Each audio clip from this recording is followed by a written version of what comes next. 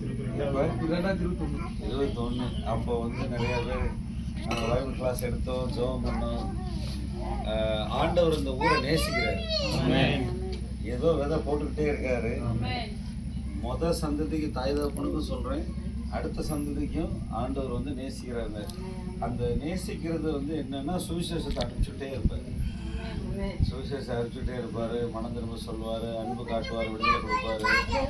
அவர் வந்து என்ன செய்வார்னா மக்கள் வந்து அவர் ஆண்டவர் நம்முடைய ஜனங்களை கூட்டி சேர்ப்பார். அதனால தான் நீங்கள் ஆசீர்வாதமாக இருக்கிறீங்க. ஆனால் எல்லா ஊர்காரங்க இந்த இடத்துல இருக்கிற எல்லா ஊர்காரங்க இந்த வாய்ப்பு கிடையாது. யார் சுவிசேஷத்தை எதுக்குறாங்களோ அவங்க ஊழியக்காரர் வர வேணாம், நீங்கள் போங்க, எங்கள் வீட்டில் ஜெபம் வேணாம் அப்படின்னு சொன்னால் அந்த ஆசீர்வாதம் வராது, தடைப்பட்டுரும். சரியா? அதனால ஆண்டவர் உங்களை ரொம்ப நேசிக்கிறாரு, கிருபையாக இருக்கிறாரு. நீங்கள் அடுத்த சந்ததியில் பெரிய ஆசீர்வாதத்தை காண்பீங்க. ஏன்னா ஜனங்களுக்குள்ள இந்த அடுத்த இப்போ இருக்கிற பிள்ளைங்களுக்குள்ள கர்த்தர் பெரிய அறுபது ராத்திரியில் நான் சுருக்கமாக சில காரியங்களை சொல்ல போகிறேன். அதாவது ஜெபிக்கிறது. என்ன சொல்கிறீங்க? ஜெபிக்கிறது அதாவது தனிப்பட்ட உறவு, ஆண்டவரோடு தனிப்பட்ட ஐக்கியம். அதாவது நல்லா ஆண்டவரோட நெருங்கி பழகிறது. ஜெபிக்கிற பொறுத்து சில வசனங்களை சொல்ல போகிறேன். கஷ்டமான நேரத்தில், கடினமான நேரத்தில் அழுகக்கூடாது, புலம்பக்கூடாது, ஆண்டவருடைய சமூகத்துக்கு போகணும். ஆமென். கஷ்டமான நேரத்தில், கடினமான நேரத்தில் என்ன செய்யணும்னா ஆண்டவர்கிட்ட போய் நிற்க கற்றுக்கணும். முதல்ல அது வந்து பழகணும். ஆண்டவர் வந்து நம்மளை நேசிக்கிறாரு. அவர் வந்து என்ன செய்வார்? எபிரேயர் 4:16 எடுங்க. எபிரேயர் 4:16 அதாவது நமக்கு வந்து இன்னும் கிருபை வேணும், இன்னும் என்ன செய்யணும்னா எபிரேயர் 4:16 ஆதலால் நாம் இரக்கத்தை பெறவும் ஏற்ற சமயத்தில் சகாயம் செய்யும் கிருபை அடையவும் தைரியமாய் கிருபாசன தண்டையில சேரக்கடவும். ஒரு ஆமை சொல்லுவோமா? பாருங்க, இந்த கிருபாசன தண்டை அதாவது கிருபையினுடைய அந்த கிருபையினுடைய ஆசனம், அதாவது ஆண்டவருடைய மெர்சி சீட், கிருபாசனம், அந்த கிருபையினுடைய ஆசனம். நல்லா கவனிங்க. பழைய ஏற்பாட்டு ஜெபம் வேற, புதிய ஏற்பாட்டு ஜெபம் வேற. பழைய ஏற்பாட்டில் எல்லாருமே வந்து அவங்க வந்து தானியேல் ஜெபிக்கும் போது பழைய ஏற்பாட்டு நியாயப்பிரமாணத்தை வச்சு யாவேன்ற தேவனை கூப்பிடுவாங்க. எப்படி கூப்பிடுவாங்க? புதிய ஏற்பாட்டில் யெஷுவா, இயேசுவே சொல்லுங்க, எனக்கு இரக்கமாயிரும். இயேசுவின் நாமத்தை கூப்பிட்டா சுகம் உண்டாகும். இயேசுவின் நாமத்தை கூப்பிட்டா 2-3 பேர் நாமத்தை கூடி வந்துட்டு அவங்க மத்தியில் இருக்கிறேங்க. இப்போ 2 பேருக்கு மேலே இருக்கும். ஆமாம், மத்திய 18 இருக்கு. ஒருமனப்பட்டீங்கன்னா இந்த ஜெபிக்கிறது தனிப்பட்ட ஜெபத்தை உங்களுக்கு சொல்லித்தரேன். ஆண்டவர் நம்மளோடு கூட உறவாட விரும்புகிறார். என்ன செய்ய விரும்புகிறார்? உறவாடு. அதாவது ஆதாம படைச்சு பகலின் குளிர்ச்சியான வேலையில் வந்து அவனை பார்க்க வந்தார். ஆதாமே எங்கே இருக்க அப்படின்னு சொன்னால் ஆள் காண ஒளிஞ்சிட்டான். பாவம் வந்து ஒளிஞ்சுக்கும். பாவம் என்ன செய்யும்? வெக்கப்படும். நல்லா கவனிங்க. ஆண்டவருடைய ஆசை என்னன்னா உங்களோட வந்து உறவாடணும். நான் நிறைய வசனம் சொல்ல முடியாதனால சுருக்கமாக சொல்கிறேன். நம்முடைய தகப்பன் சத்தமா சொல்லுங்களேன். சொல்லுங்க, அப்பா பிதாவே. அப்படி கூப்பிட்டா தான் புதிய ஏற்பாட்டு ஜெபம். புதிய ஏற்பாட்டில் ஆண்டவர் பரிசுத்த ஆவியை கொடுத்துருக்கிறாரு, விசுவாசத்தை கொடுத்துருக்காரு. என்ன கொடுத்துருக்காரு? விசுவாசம்.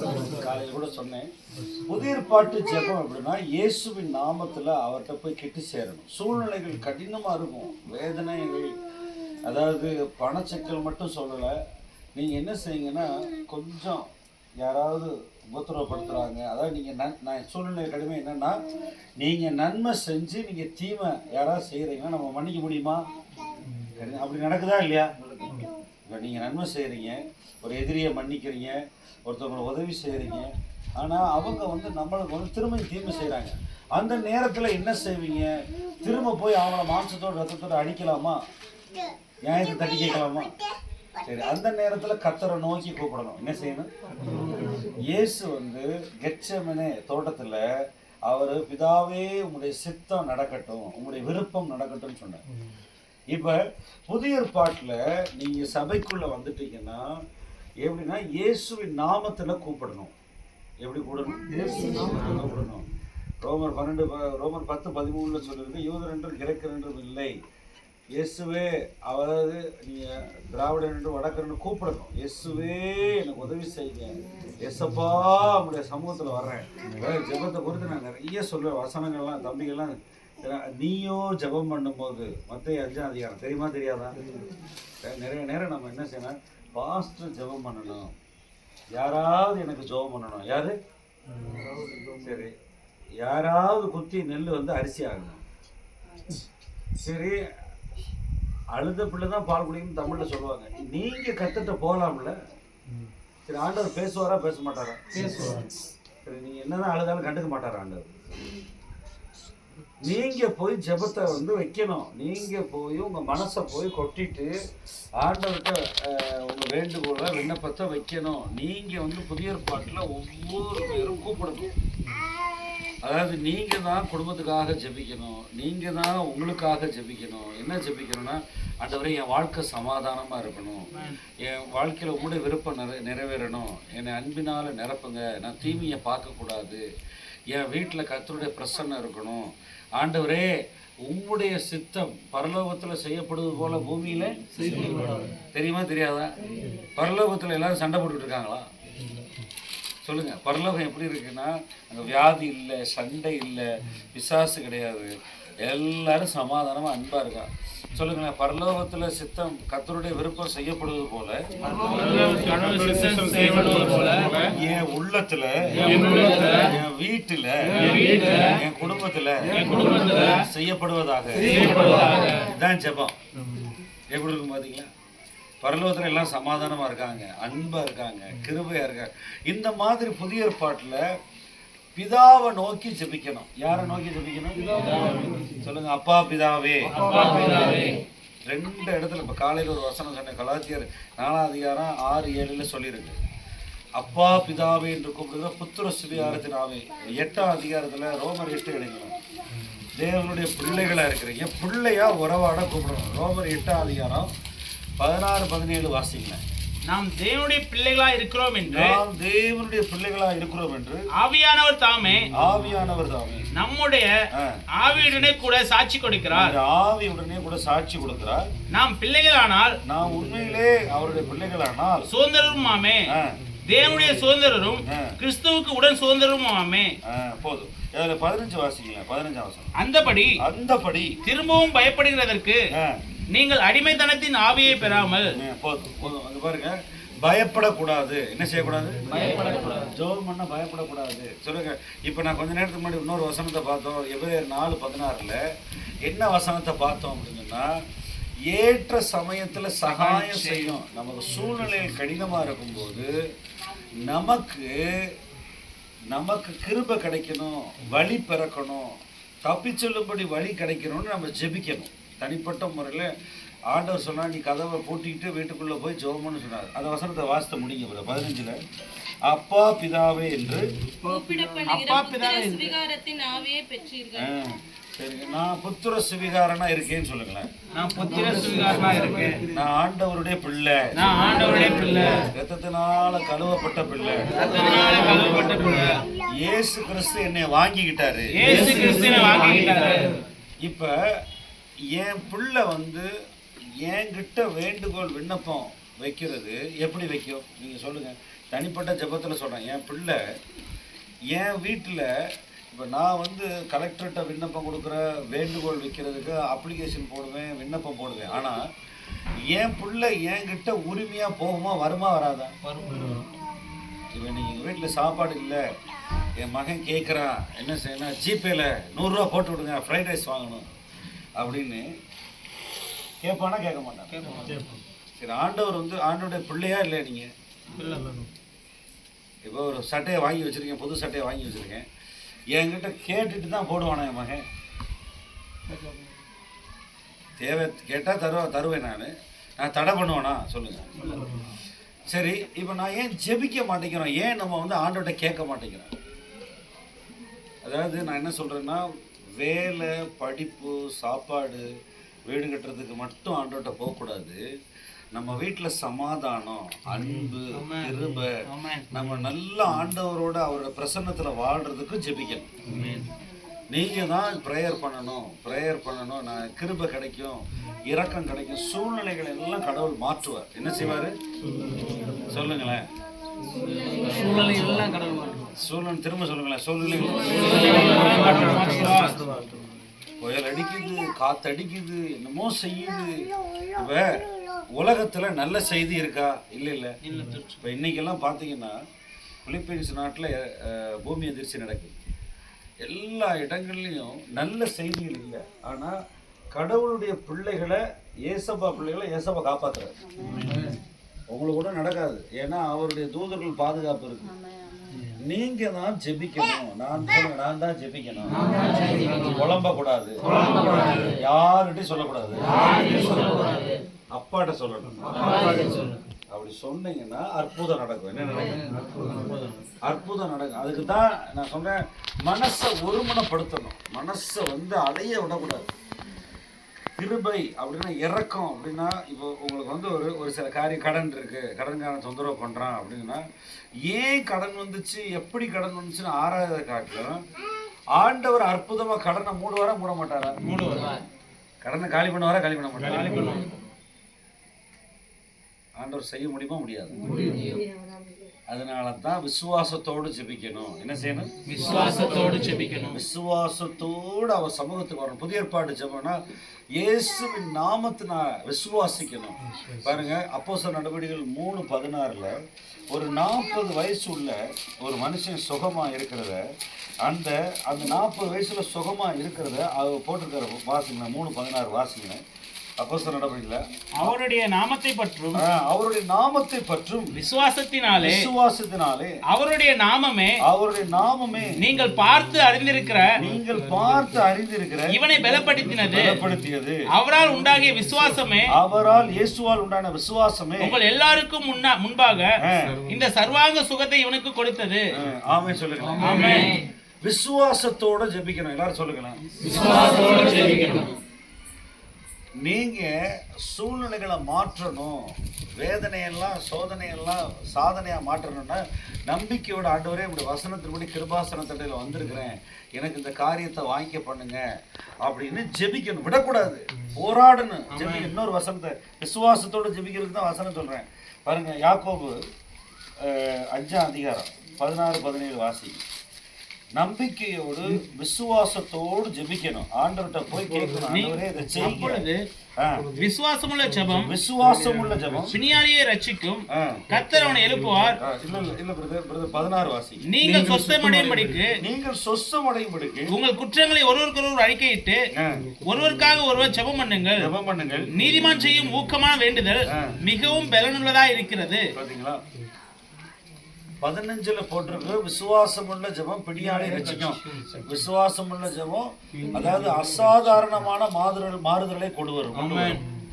எப்படின்னா சூப்பர் நேச்சுரல் சேஞ்ச். சொல்லுங்க. இயற்கைக்கு அப்பாற்பட்டு மாறும்.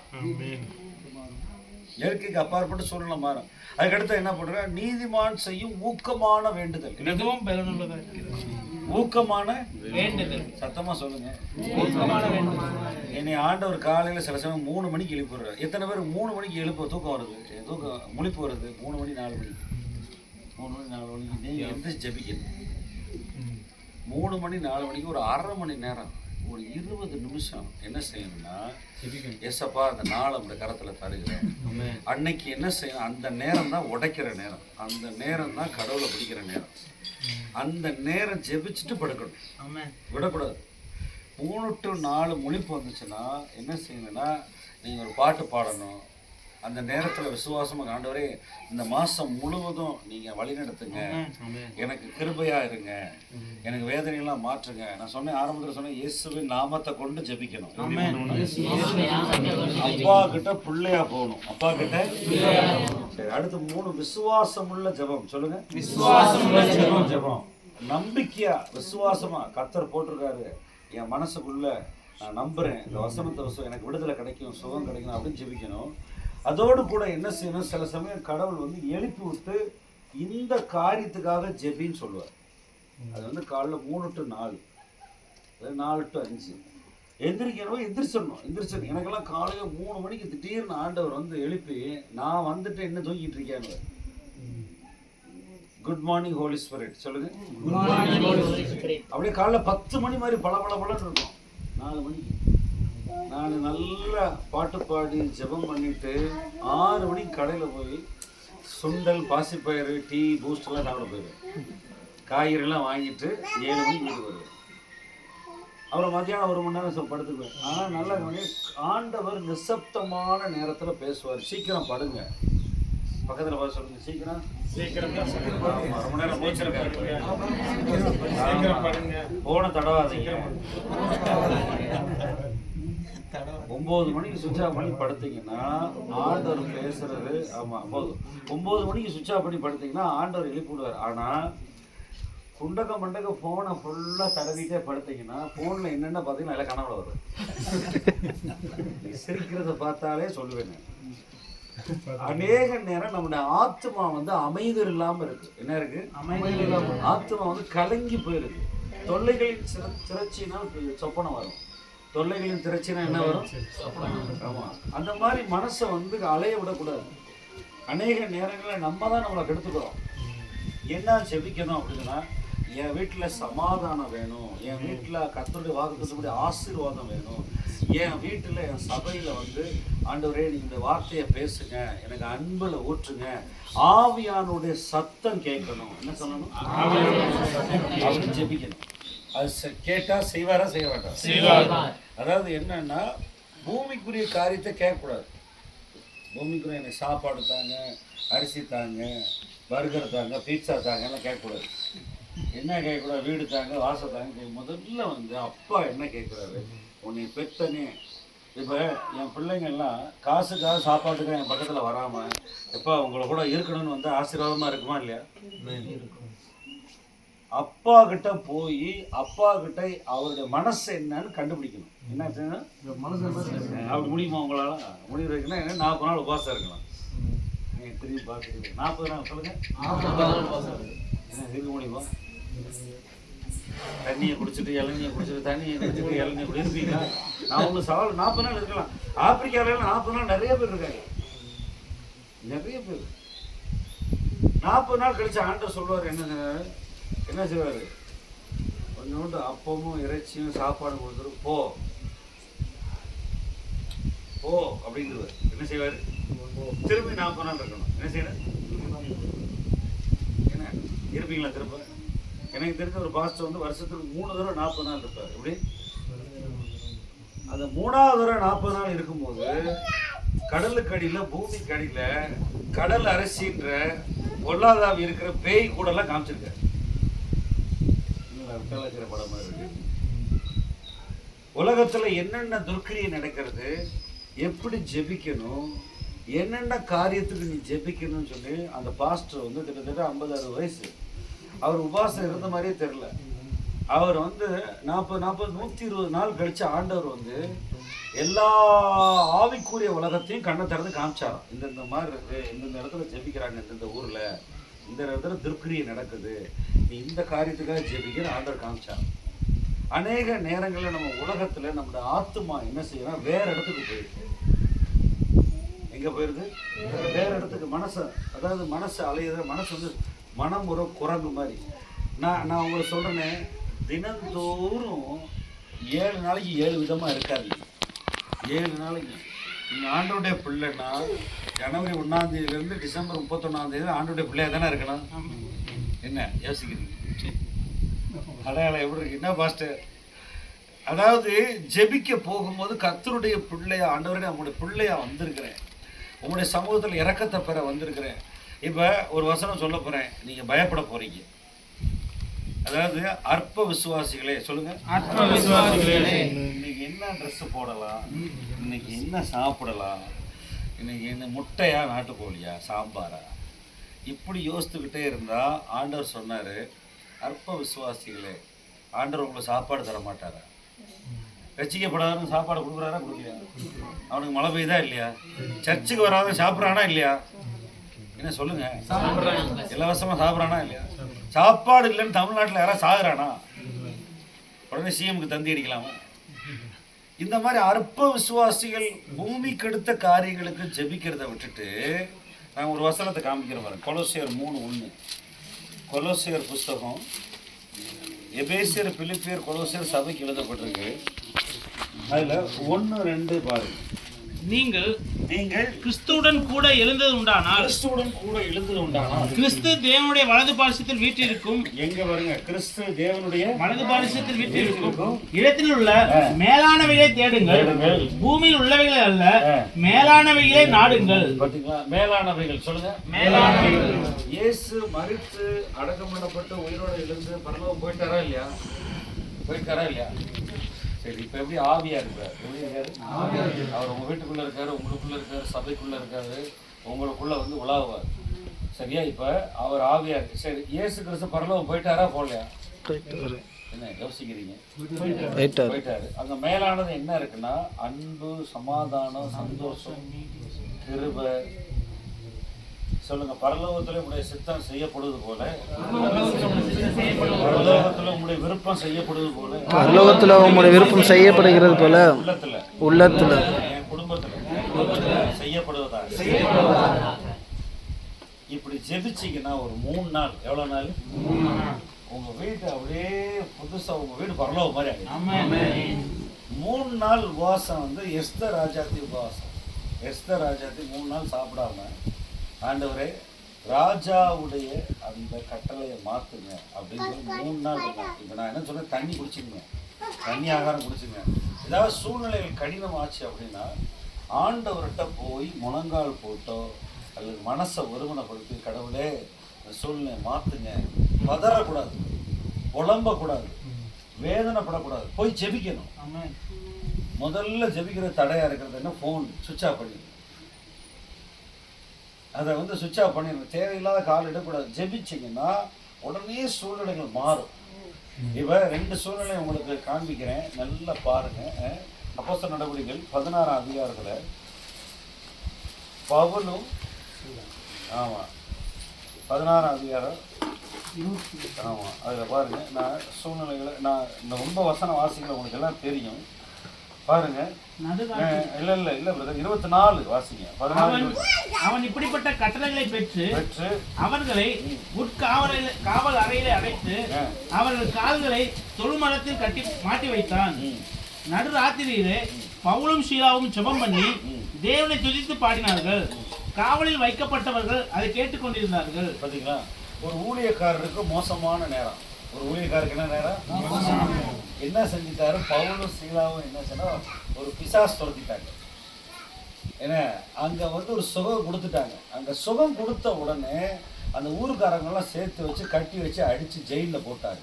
இந்த நேரம் என்ன செய்வாங்க? நம்மெல்லாம் என்ன செஞ்சா புலம்பிருப்போம். அந்த பாஸ்டர் தான் அந்த ஊருக்கு போக சொன்னாரு. போகாம இருக்கலாம். வெட்டியா போய் பிரசங்கம் பண்ணி பிசாசு நம்மளை மாட்டி விட்டாங்க. நம்ம இங்க வர ராத்திரி கூட உட்காந்துருக்கோம். அதாவது தொழுமரம்னா அப்படி கை காலை 2ஐயும் இப்படி கட்டி வச்சிருவாங்க. ஒரு மரத்தை வச்சு அசைக்க முடியாது. உடம்பெல்லாம் புண்ணு அடி. அப்ப எல்லாரும் ஒருத்தர் குறை சொல்லுவோம். இப்போ நம்ம ஊர்ல என்ன சொன்னா, ஏதாவது இங்க வந்து பிஜேபிக்காரன் ஆர்எஸ்எஸ்காரன் சத்தம் போட்டாங்க, பிரச்சனை உடனே ஒரு பாஸ்டர் ராஜா தான் இங்க போக சொன்னார் இந்த வீட்டுக்கு. அவர்னாலதான் இந்த வேணா வந்துச்சு அப்படின்னு உடனே நம்ம என்ன செய்யணும், யாரையாவது என்ன சொன்ன குற்றப்படுத்தணும், யாரையாவது வந்து பிளேம் பண்ணணும். யாராவது இதனாலதான் வந்துச்சு. அன்னைக்கு வேணான்னு சொன்னா, ஜபம் வேணான்னு சொன்னா போனே மாட்டிக்கிட்டு போலீஸ் போட்டு இழுத்துட்டு அடிக்கிறாங்க. என்ன வா லஞ்சம்லாம். நீங்க முதல்ல அவங்க வந்து சூழ்நிலை மோசமா இருக்கும்போது வாய் கட்டப்படலை. இயேசுவே தாவீதின் குமாரனே இறங்கோ வாங்க இயேசப்பா அப்படின்னு கூப்பிட்டாங்க. கூப்பிட்ட உடனே பரலோகத்துல இருந்து தூதரெல்லாம் வந்துட்டாங்க. பூமி அதிர்ச்சி வந்துச்சு. என்ன வந்துச்சு? பூமி அதிர்ச்சி. பார்த்துருக்கீங்களா? நீங்க எல்லாம் சால்ஸ் வீட்டில் தான் பார்க்குறீங்க. நீங்க பார்த்தது இல்லை. வேண்டாம், அது வேண்டாம். கோடிக்கணக்கான ரூபா வெனிசுலா நாட்டில் ஒரு மாதத்துக்கு ஆண்டவர் வந்து தம்முடைய ஆட்களை ஏன் யாரோ கட்டி வச்சிருக்கிற சூழ்நிலையை தலைகீழா தீமையான சூழ்நிலையை நன்மையா மாத்திட்டாரு. ஆமென் சொல்லுங்க. எவன் அடிச்சானா ரசிக்கப்பட்டாங்க. ஆமென். சரிங்களா?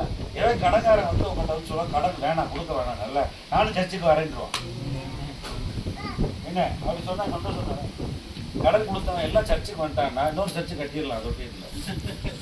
என்ன நீங்க தான் ஜெபிக்கணும். நீங்க சூழ்நிலையை மாத்தணும். உங்களுக்குள்ள ஏசப்பா இருக்கிறார். நீங்க ஜெபம் பண்ணாம எப்படா இந்த வட்டி வாங்கி அங்க போட, இதை வாங்கி அங்க உருட்ட, இந்த சீட்டை அங்கிட்டு விட்டு அப்படி இருக்கக்கூடாது. விசுவாசத்தோட ஜெபிக்கணும். சொல்லுங்க, நம்முடைய ஆண்டவர் வானத்துக்கு பூமிக்கு சொந்தக்காரர். நம்முடைய ஆண்டவர் வாங்கின கடன் என்னன்னா ஒரு விசுவாச குறைவு. இப்ப ஆண்டவர் எல்லாத்தையும் அடைச்சு தீர்த்துவார். சூழ்நிலைகள் கடினமானா நீங்க என்ன செய்யணும்? மனதை புலம்பி வேதனைப்பட்டு வியாதி இழுத்து வச்சக்கூடாது. நீங்க ஜெபிக்கிறது. ஊழியக்காரங்க வந்து ஒரு ஊழியம் செஞ்சாங்க. ஆனா ஆண்டவர் அந்த இடத்துல சுகத்தை கொடுத்தாரு. ஆண்டவர் என்ன செஞ்சாரு? சுகத்தை கொடுத்தாரு. இன்னொரு வசனத்தை பாருங்க. லூக்கா எழுதின சுவிசேஷம் 18ஆம் அதிகாரம். நான் உங்களுக்கு ஜெபிக்க கற்றுத்தாரேன். நீங்க என் கூட வந்தீங்கன்னா டெய்லி 2 மணி நேரம் ஜெபிக்கலாம். என்ன செய்யுங்க? சத்தமா வர வேண்டிய அதாவது 24 மணி நேரத்துல 2.5 மணி நேரம் தசமமாக கொடுக்கணும். எவ்வளவு கொடுக்கணும்? 2 மணி நேரம். 1 மணி நேரம் பாட்டு ஆராதனை, 1 மணி நேரம் அந்நிய பாஷை, 1 மணி நேரம் ஜெபிச்சிங்கன்னா முகம் அப்படியே வெளிச்சமா அப்படியே பளபளன்னு சின்ன பிள்ளை ஆயிடும். பவுடர் போட்டு என்ன இந்த இது இருக்குல்ல, பியூட்டி பார்லரில் போய் தடவை கொடுத்தா முகம் பிரகாசம் ஆகாது. போக போக போக வேற ஆவி வந்துடும். என்ன வந்துடும்? அவன் உங்களை செஞ்சு விடுறான் பார்த்தீங்களா? பியூட்டி பார்லரில் தடவை கொடுக்குறாங்க. அவன் ஆவி உங்களை தட்டி அந்த ஆவி உங்களுக்கு கொடுத்துருவேன். என்ன அங்கெல்லாம் ஒன்றும் இங்கே எவ்வளவு கத்தட்ட சந்தோஷமா இருக்குன்னு முகம் பிரகாசமா இருக்கு. மோசே மலையிலிருந்து இறங்கி வந்து முகம் பிரகாசமா இருந்துச்சா இல்லையா? அந்த வாடி பிரகாசமா இருக்கும். லூக்கா 18ஆம் அதிகாரம் முதல் 2 வசனம் வாசி. சோர்ந்து போகாமல் எப்பொழுதும் ஜெபிக்க வேண்டும் என்று அவர் ஒரு உவமையை சொன்னார். ஒரு பட்டணத்துல ஒரு நியாயாதிபதி ஜட்ஜ் இருந்தாரு.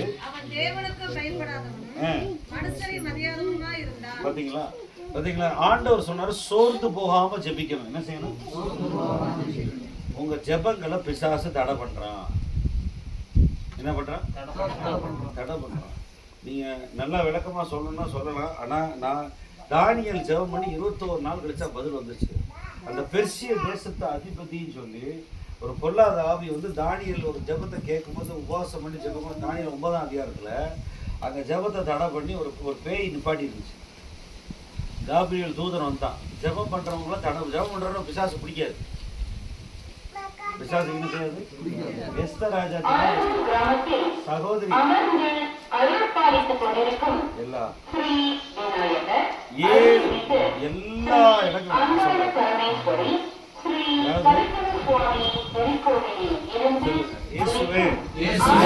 ஜெபிக்க கற்றுத்தாருங்க.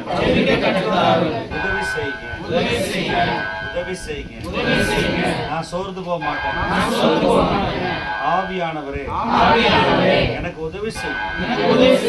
என் சூழ்நிலைகளை நன்மையாக மாற்றுங்க. எனக்கு ஆவியானவர் தேற்றவாளராக இருக்கிறார். உதவியாளராக இருக்கிறார். உங்களுக்கு ஹோலி ஸ்பிரிட் ஆவியானவர் என்ன செய்வாங்க? உங்களுக்கு வந்து உதவி செய்யும். பேசராஜனுக்கு முன்னாடி உபவாசம் போட்ட மாதிரி ஜெபிச்ச பயங்கர வித்தியாசங்கள் உண்டாகும். அதாவது ஒரு நாளைக்கு நல்லா கவனிங்க. இப்போ காதுல வந்து நிறைய சத்தம் கேட்குதா இல்லையா? கேட்குதா இல்லையா? சொல்லுங்க. இப்போ செல்போன் சத்தம், வெளியில் உள்ள சத்தம், சொந்தக்காரவங்க சத்தம், நியூஸ் பேப்பர் சத்தம், கவர்மெண்ட் சத்தம், இந்த சத்தமெல்லாம் நிப்பாட்டணும். அவர் சோர்ந்து போகக்கூடாதுன்னு சொன்னார். நம்ம ஜெபங்களுக்கு தடை வரும். என்ன வரும்? இப்போ நீங்கள் என்னைக்கே உபவாசம் இருக்கிறேன்னு சொல்லும் போது அன்னைக்கு தான் ஒருத்தர் வந்து சிக்கன் பிரியாணி கூட வீட்டில் கொடுப்பாரு. பார்த்துருக்கீங்களா? எனக்கு நானும் என் மனைவி ஒரு நாள் உபவாசம் இருக்கேன்னு சொல்லி இருந்தோம். அன்னைக்கு ஒரு பிரதருக்கு பர்த்டேன்னு சொல்லி எனக்கு சொமாட்டோவில் பிரியாணி வருது. என் மனைவியை பார்த்தேன், என்ன செய்யலை, சரி நம்ம கொண்டு எங்கள் அக்கா விட்டு கொடுத்துலான்னு போகுது. இன்னொரு நாள் ஜெபம் பண்ணலான்னு சொல்லி 12 மணி நேரம் உபவாசம் இருந்தால் அன்னைக்கு யாருக்கோ பர்த்டே, நீங்கள் அக்கா வீட்டுக்கு பர்த்டேன்னு ஒரு பெரிய பீட்சா வருது வீட்டுக்கு. அதை கொண்டு இன்னொருத்தர் கொடுத்துட்டோம். என் மனைவி கொடுத்துட்டா, வேண்டாம் ஜெபத்துக்கு தடை வருது. என்னைக்கு அதுதான் சோதனை. அதான் என்னது யாராவது ஃப்ரெண்டு வீட்டுக்கு வருவாங்க. இப்போ அவர் சோர்ந்து போகாமல் அப்படின்னா மன உளைச்சல்ல அதில் கீழே பாருங்க, அடுத்த வசனத்தை பாருங்களேன். அந்த விதவை பாருங்க, அந்த பட்டணத்திலே ஒரு விதவை இருந்தால் அவள் அவனிடத்தில் போய் எனக்கும் என் எதிராளிக்கும் இருக்கிற காரியத்தில் எனக்கு நியாயம் செய்ய வேண்டும் என்று விண்ணப்பம் பண்ணினால் வெகு நாள் வரைக்கும் அவனுக்கு மனதில்லாது இருந்தது. பின்பு அவன் நான் தேவனுக்கு பயப்படாமலும் மனுஷனை மதியாமலும் இருந்தும் இந்த விதவை என்னை எப்பொழுதும் தொந்தரவு செய்கிறபடியால் இவள் அடிக்கடி வந்து என்னை அலட்டாதபடி இவளுக்கு நியாயம் செய்ய வேண்டும் என்று தனக்குள்ளே சொல்லிக் கொண்டான் என்றார். ஒரு ஆமே சொல்லுங்க. இந்த உலகத்துல இருக்க டெய்லி போய் தொந்தரவு பண்ணிக்கிட்டே இருந்தாங்க. இப்போ நம்ம ஊர்ல பாருங்களேன், கவர்மெண்ட் ஆஃபீஸில் ஈஸியாக பட்டா கிடைக்குதா?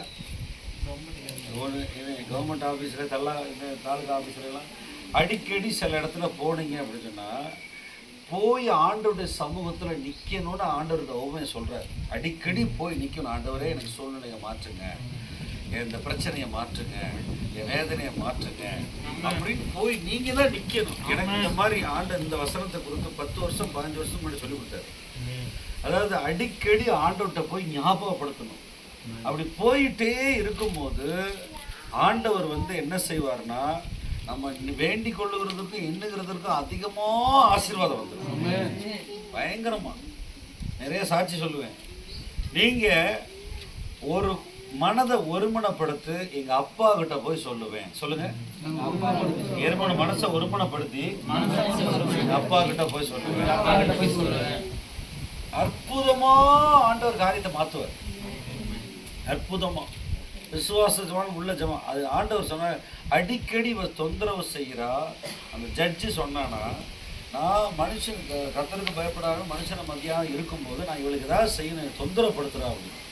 இன்னைக்கு ஜெபத்துக்கு தடை வர்றது நிறைய வழி இருக்குது. ஜெபத்துக்கு தடை ஏன்னா பிசாசானவன் நம்ம ஜெபத்தையே ஜெபம் பண்ண விடாதபடி நம்மளை என்ன செய்வான், கட்டி வச்சுருவான். சில சமயம் நம்ம ஆண்டர்கிட்ட போகிறது, நம்ம ஆண்டர்கிட்ட உறவாடுறது பிசாசுக்கு பிடிக்காது. அதுக்கு உதாரணமாக சொல்லுவேன். அதில் அடுத்த வசனத்தை பாருங்களேன். அடுத்த வசனம், ஆண்டவர் பின்னும் கர்த்தர் அவர்களை நோக்கி அநீதியுள்ள அந்த நியாயாதிபதி சொன்னதை சிந்தித்து பாருங்கள்.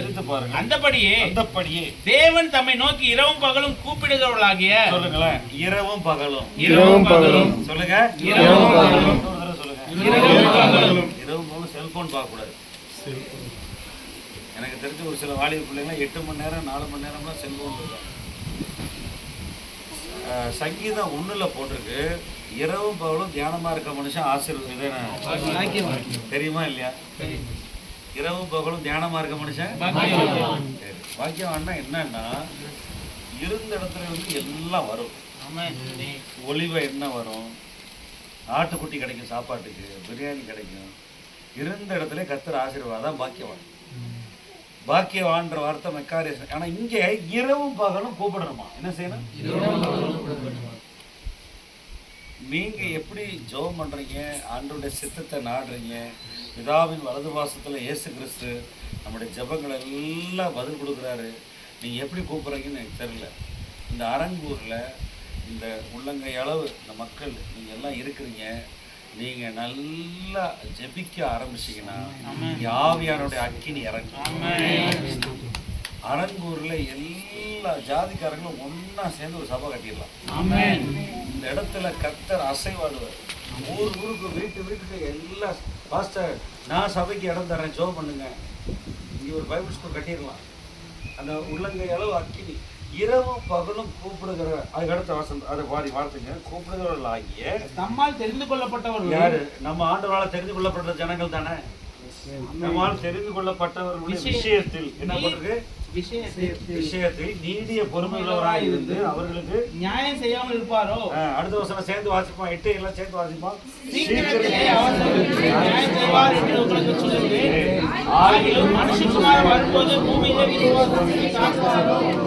ஆமே சொல்லுங்களேன். முதல்ல சொன்னது விசுவாசம் உள்ள ஜெபம். என்னது? எப்படி அப்போஸ்தலர் நடவடிக்கைகள் 3 அதிகாரம் 16 வசனத்துல அந்த மனுஷன் கர்த்தருடைய நாமத்தினால வெள்ளியும் பொண்ணு இடத்துல கர்த்தராக இயேசு கிறிஸ்து நாமத்தினால எழுந்திரிச்சு நடந்து நம்பினானோ சுகத்தை விசுவாசிக்கணும் அவனை எழுப்பின மாதிரி எப்படி யாக்கோபு 5:16 விசுவாசம் உள்ள ஜெபம் பிணியாளி ரட்சிக்க நீங்க விசுவாசமா கூப்பிடணும். அப்பா ஏசப்பா இந்த காரியத்தை உதவி செய்யுங்க, என் வீட்டுக்காரரை மாத்துங்க சொல்லுங்க, என் வீட்டுக்காரரை மனம் திரும்ப வைங்க. வரவே மாட்டேங்குது ஜபா. என் கடனெல்லாம் மாறட்டும், எங்க வீட்டுல சமாதானம் உண்டாகட்டும், என் பிள்ளைகள் எல்லாம் செல்போன் வேணாம்னு சொல்லட்டும்.